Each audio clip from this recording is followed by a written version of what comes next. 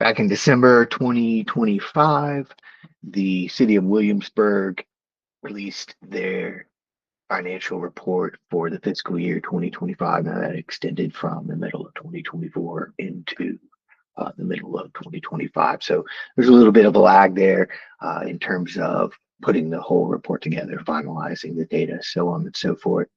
So really why this is important in a lot of ways is one, not only to understand the current financial position of the city, but also it's information that they're going to use moving forward to set the budgets and so on and so forth.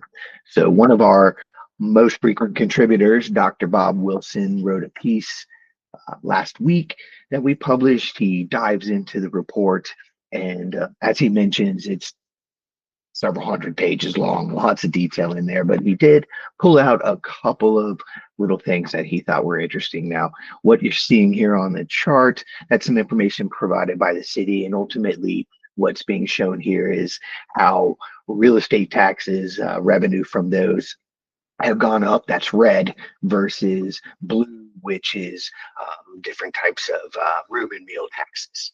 So you can see that over the past few years, real estate revenue from real estate taxes has really increased faster than the meals and room tax. Now, interestingly enough, the city did just implement some increases in those two taxes retroactive to like January 1st. So you would expect that that revenue will be going up.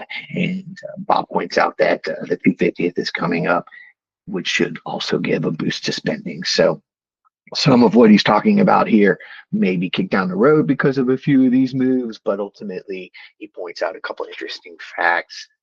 First and foremost, he starts off with the fact that the population has been flat for about the last 10 years here in Williamsburg.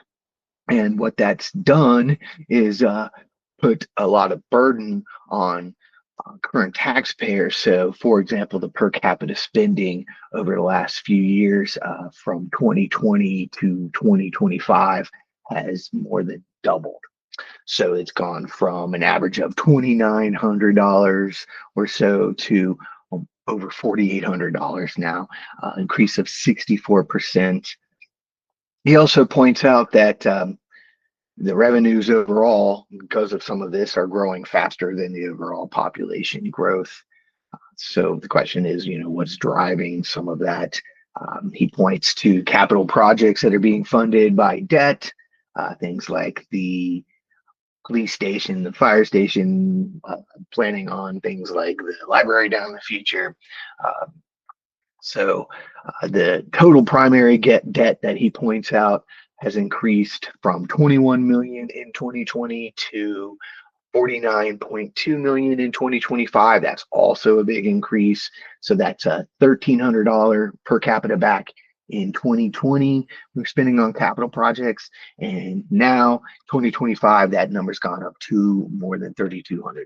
So just some stats that he pulled out here that were relevant to the overall analysis that might give you a picture outside of some other perspectives that you're getting. So check out the full article, a lot more detail in there. Thanks for listening.